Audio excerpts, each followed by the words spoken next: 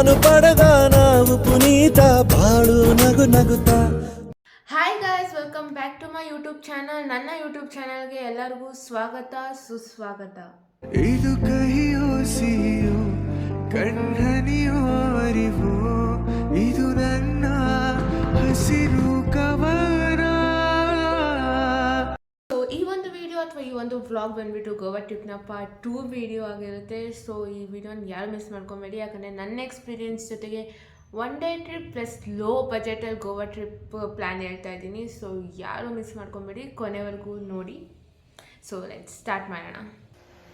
ಆ ಜಿಂಗ ಲಕ ಲಕ ಲಕ ಎಲ್ಲ ಏನು ಮಾಡ್ತಿದ್ದೀರಾ? ಬರ್ರ ಬರ್ರ ಬರ್ರ ಬರ್ರ ಬರ್ರ ಬರ್ರ. ಸೊ ನಾನು ಮುಂಚೆ ಗೋವಾಗೆ ಹೋದಾಗ ನನ್ನ ಹತ್ರ ಯಾವುದೇ ರೀತಿಯಾದ ಯೂಟ್ಯೂಬ್ ಚಾನಲ್ ಇಲ್ಲ. ಸೊ ನಾನು ವಿಡಿಯೋ ಮಾಡಿಲ್ಲ, ಯಾವುದೇ ರೀತಿಯಾದ ವ್ಲಾಗ್ ಮಾಡಿಲ್ಲ. ಸೊ ಅಲ್ಲಿ ಇಲ್ಲಿ ಒಂದು ಕ್ಲಿಪ್ಪಿಂಗ್ಸ್ ಇದೆ, ಅದನ್ನು ಹೇಳ್ತಾ ಅಥವಾ ಆಮೇಲೆ ನನ್ನ ಎಕ್ಸ್ಪೀರಿಯನ್ಸ್ ಹೇಳ್ತಾ ಹೋಗ್ತೀನಿ. ಮಧ್ಯದಲ್ಲಿ ಆ ಕ್ಲಿಪ್ಪಿಂಗ್ಸ್ನ ಆ್ಯಡ್ ಮಾಡಿರ್ತೀನಿ. ಸೊ ನನ್ನ ಎಕ್ಸ್ಪೀರಿಯೆನ್ಸ್ ಹೇಳೋದಾದರೆ, ನನಗೆ ಯಾವುದೇ ಗೋವಾ ಟ್ರಿಪ್ಗೆ ಹೋಗ್ಬೇಕಂತ ಏನೂ ಪ್ಲ್ಯಾನ್ಸ್ ಇರಲಿಲ್ಲ. ಬಟ್ ನನಗೆ ಏರೋಪ್ಲೇನ್ ಅಥವಾ ಫ್ಲೈಟಲ್ಲಿ ಹೋಗ್ಬೇಕಂತ ತುಂಬ ಆಸೆ ಇತ್ತು. ಸೊ ಒಂದು ಸತಿ ಆದರೂ ಹೋಗ್ಬೇಕಂತ ಎಲ್ರಿಗೂ ಆಸೆ ಇರುತ್ತೆ. ಸೊ ಅದೇ ಥರ ನನಗೂ ಆಸೆ ಇತ್ತು. ಸೊ ನಾನು ಫ್ಲೈಟಲ್ಲಿ ಹೋಗ್ಬೇಕಂದ್ಬಿಟ್ಟು ಗೋವಾ ಡಿಸೈಡ್ ಮಾಡಿದೆ, ಗೋವಾಗೆ ಹೋಗೋಣ ಅಂತ. ಬಿಕಾಸ್ ಎಲ್ಲ ಕಡೆ ಚೆಕ್ ಮಾಡಿದ್ರೆ ಗೋವಾ ಸ್ವಲ್ಪ ಚೀಪೆಸ್ಟ್ ಫ್ಲೈಟ್ಸು ಇತ್ತು. ಬಟ್ ಆಮೇಲೆ ನನಗೆ ಬೀಚ್ ನೋಡ್ಬೇಕಂತ ಆಸೆ ಇತ್ತು. ನಾನು ಯಾವತ್ತೂ ಬೀಚ್ಗೆ ಹೋಗಿರಲಿಲ್ಲ. ಸೊ ಅದಕ್ಕೆ ನಾನು ಗೋವಾ ಚೂಸ್ ಮಾಡಿದ್ದು. ಸೊ ನಾನು ಫ್ಲೈಟ್ ಬುಕ್ ಮಾಡಿದ್ದು ಬಂದುಬಿಟ್ಟು ಪೇಟಿಎಮ್ ಆ್ಯಪಲ್ಲಿ. ಆ್ಯಕ್ಚುಲಿ ಲಾಸ್ಟ್ ವೀಡಿಯೋದಲ್ಲಿ ನಾನು ಅದು ಮೆನ್ಷನ್ ಮಾಡೋಕ್ಕಾಗಿಲ್ಲ. ಸೊ ನಿಮಗೆ ಪೇಟಿಎಮ್ಮಲ್ಲಿ ಕೂಡ ಫ್ಲೈಟ್ಸ್ ಬುಕ್ ಮಾಡ್ಬೋದು, ನಿಮಗೆ ಚೀಪೆಸ್ಟ್ ಫ್ಲೈಟ್ಸ್ ಸಿಗುತ್ತೆ. ಸೊ ನಂದು ಗೋವಾ ಫ್ಲೈಟ್ ಬಂದುಬಿಟ್ಟು 2500 ಆಗಿತ್ತು. ಬಟ್ ಆ ಫ್ಲೈಟ್ ಎಕ್ಸ್ಪೀರಿಯೆನ್ಸ್, ಅದು ಫಸ್ಟ್ ಫ್ಲೈಟ್ ಬೇರೆ, ನಂಗೆ ಸಖತ್ ಖುಷಿಯಾಗಿತ್ತು, ಸಖತ್ ಎಕ್ಸೈಟ್ ಆಗಿದ್ದೆ.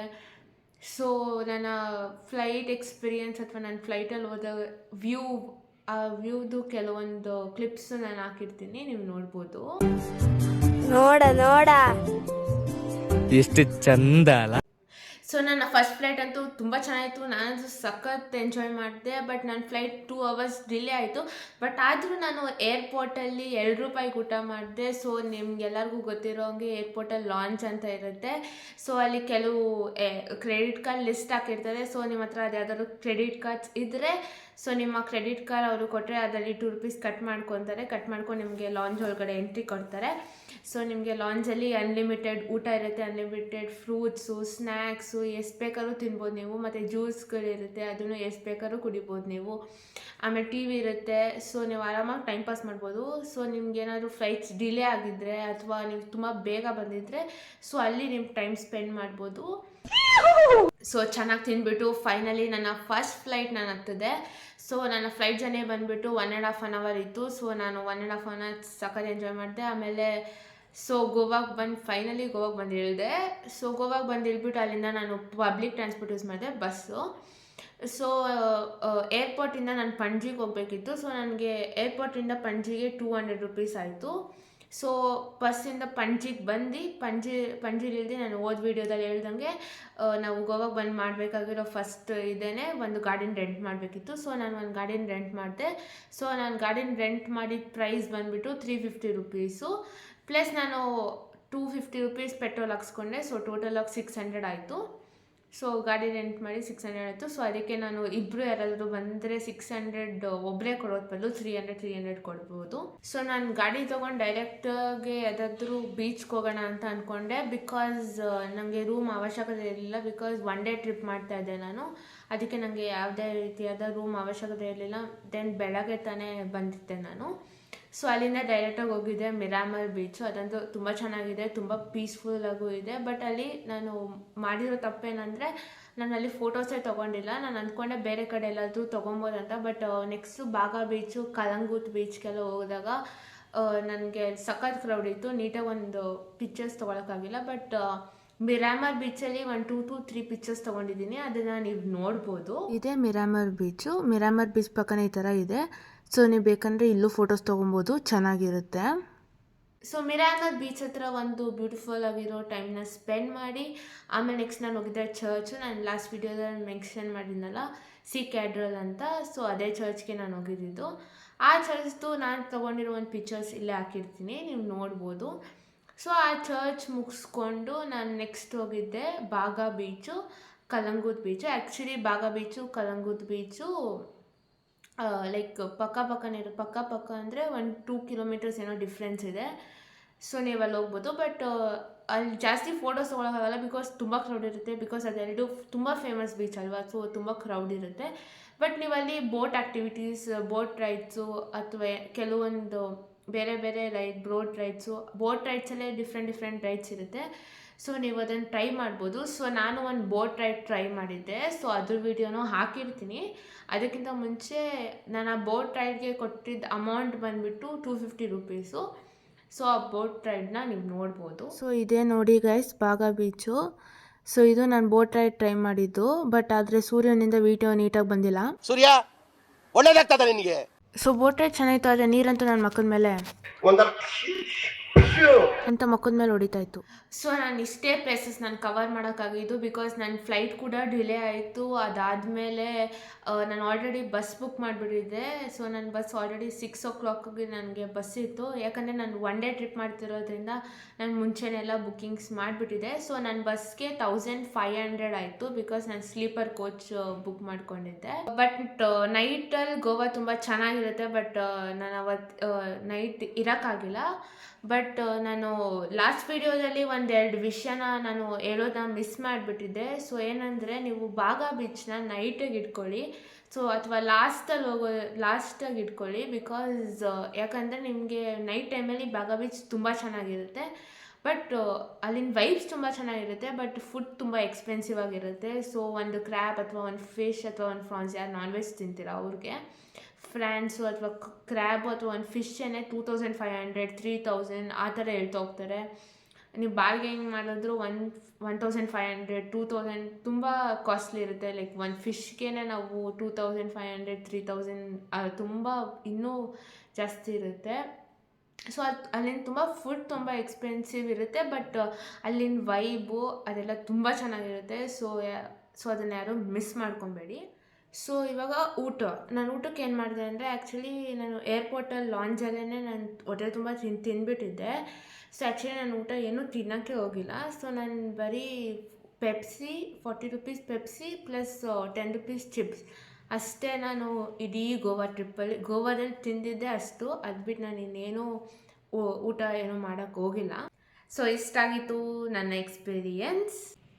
ಸೊ ನಾವು ಈ ವಿಡಿಯೋನ ವೆರಿ ಇಂಟ್ರೆಸ್ಟಿಂಗ್ ಪಾರ್ಟ್ಗೆ ಹೋಗೋಣ. ಸೊ ನಾನು ವಿಡಿಯೋ ಸ್ಟಾರ್ಟಿಂಗಲ್ಲೇ ಹೇಳಿದಾಗೆ ನಾನು ಗೋವಾ ಟ್ರಿಪ್ಗೆ ಒಂದು ಲೋ ಬಜೆಟ್ ಟ್ರಿಪ್ ಪ್ಲ್ಯಾನ್ ಹೇಳ್ತೀನಿ ಅಂತ ಹೇಳಿದೆ. ಸೊ ಹೀಗೆ ಹೇಳ್ತೀನಿ.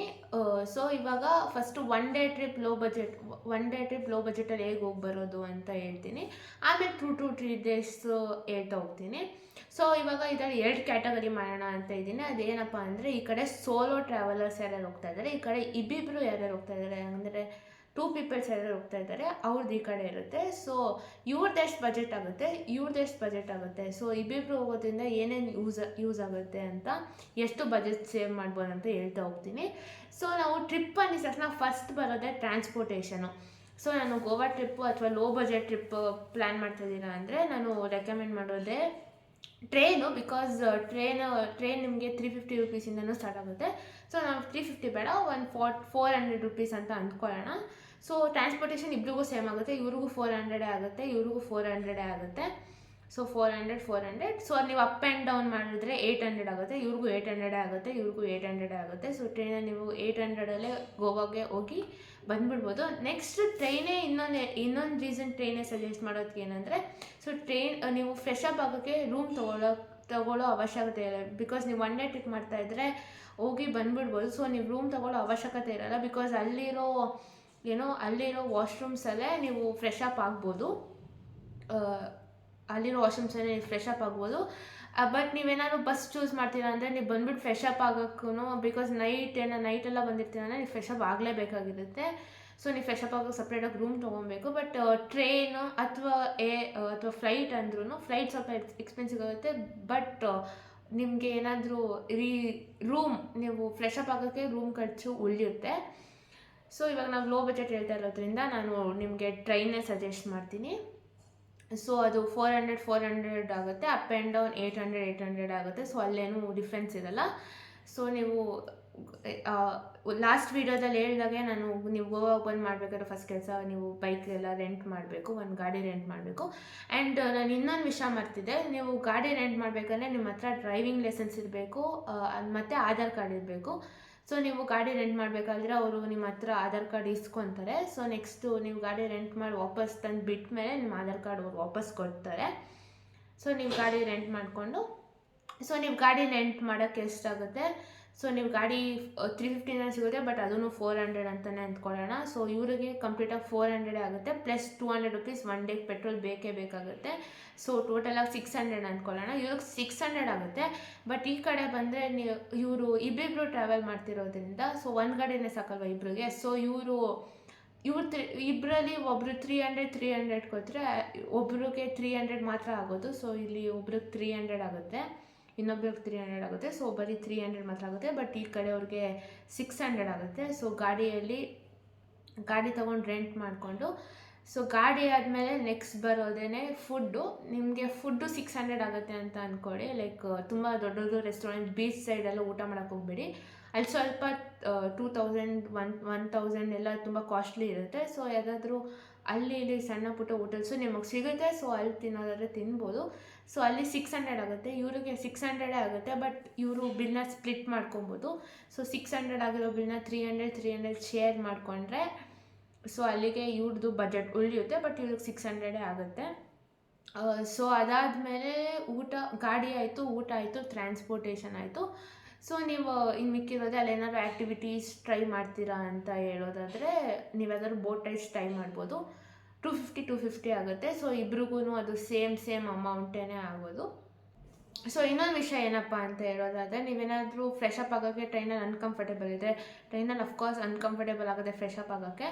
ಸೊ ನೀವು ಅದ್ರ ಬದಲು ನೀವು ಗೋವಾಗೆ ಬಂದು ಇಳಿದ್ರೆ ಸೊ ನಿಮಗೆ ಕೆಲವೊಂದು ಹೋಟೆಲ್ಸಲ್ಲಿ 100 ರುಪೀಸ್ ಕೊಟ್ಟರೆ ನಿಮಗೆ ಫ್ರೆಶ್ ಅಪ್ ಆಗೋಕ್ಕೆ ಒಂದು ಜಾಗ ಕೊಡ್ತಾರೆ.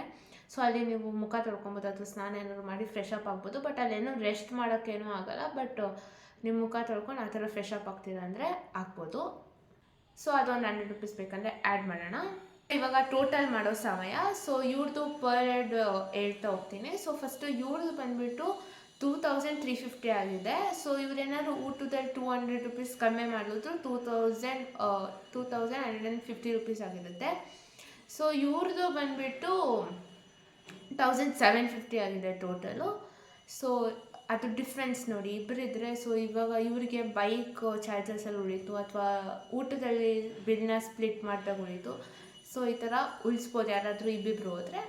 ಸೊ ಇಷ್ಟ ಆಯಿತು ಒನ್ ಡೇ ಟ್ರಿಪ್ಪು. ಸೊ ಇವಾಗ ಒನ್ ಡೇ ಟ್ರಿಪ್ ಮುಗೀತು. ಸೊ ಇವಾಗ ಯಾರಾದರೂ 1 ಡೇ ಪ್ಲಸ್ ಅಂದರೆ 2 days, 2 day 3 day 4 day 5 days ಏನಾದರೂ ಟ್ರಿಪ್ ಮಾಡಬೇಕಂತ ಇದ್ದರೆ ಅವ್ರದ್ದು ಬಜೆಟ್ ಪ್ಲ್ಯಾನ್ ಹೇಳ್ತಾ ಹೋಗ್ತೀನಿ. ಆ್ಯಕ್ಚುಲಿ ಇಬ್ಬರದ್ದು ಎಲ್ಲ ಸೇಮ್ ಬಜೆಟ್ ಆಗುತ್ತೆ. ನಿಮಗೆ ಫಸ್ಟ್ ಡೇ ಎಷ್ಟು ಬಜೆಟ್ ಆಗಿರುತ್ತೋ ಸೆಕೆಂಡ್ ಡೇನೂ ಅಷ್ಟೇ ಬಜೆಟ್ ಆಗುತ್ತೆ, ಥರ್ಡ್ ಡೇನೂ ಅಷ್ಟೇ ಬಜೆಟ್ ಆಗುತ್ತೆ. ಯಾಕಂದರೆ ನೀವು ಮಾಡೋ ಊಟ ಎಷ್ಟು ಬಜೆಟ್ ಅಷ್ಟೇ ಬಜೆಟ್ ಮೇಂಟೈನ್ ಮಾಡ್ಬೋದು. ಆ್ಯಂಡ್ ಗಾಡಿ ನೀವು ರೆಂಟ್ ಮಾಡಬೇಕಂದ್ರೂ ಅಷ್ಟೇ ರೆಂಟ್ ಆಗಿರುತ್ತೆ, ಪೆಟ್ರೋಲು ಅಷ್ಟೇ ಹಾಕ್ಸ್ಬೇಕಾಗಿರುತ್ತೆ. ಸೊ ಇವಾಗ ನೀವು 2 ಡೇಸ್ ಟ್ರಿಪ್ ಮಾಡೋರಿಗೆ ಮೇನ್ ಇಂಪಾರ್ಟೆಂಟ್ ಥಿಂಗ್ ಏನಂದರೆ ನೀವು ಯಾವುದಾದ್ರೂ ರೂಮ್ ಬುಕ್ ಮಾಡಬೇಕು ಅಥವಾ ಹೋಟೆಲ್ಸ್ ಬುಕ್ ಮಾಡಬೇಕು. But low budget trip plan ಆಗಿರೋದ್ರಿಂದ ನಾನು ರೂಮು ಹೋಟೆಲ್ಸ್ ಸಜೆಸ್ಟ್ ಮಾಡೋಲ್ಲ. ಬಿಕಾಸ್ ಅದೆಲ್ಲ 1000 2000 3000 ಅಂತ ಇರುತ್ತೆ. ಸೊ ಆ್ಯಕ್ಚುಲಿ ನೀವು ಇವಾಗ ಚೀಪ್ ಅಂದರೆ ಲೋ ಬಜೆಟ್ ಪ್ಲ್ಯಾನ್ ಆಗಿರೋದ್ರಿಂದ ನಾನು ನಿಮಗೆ ಹಾಸ್ಟೆಲ್ ಸಜೆಸ್ಟ್ ಮಾಡ್ತೀನಿ. ಹಾಸ್ಟೆಲ್ ನಿಮಗೆ ಬರೀ 500 ರುಪೀಸಿಗೆ ಸಿಗುತ್ತೆ. ಸೊ ನೀವು ಆರಾಮಾಗಿ 500 ರುಪೀಸ್ ಕೊಟ್ಟು ಹೋಗ್ಬೋದು.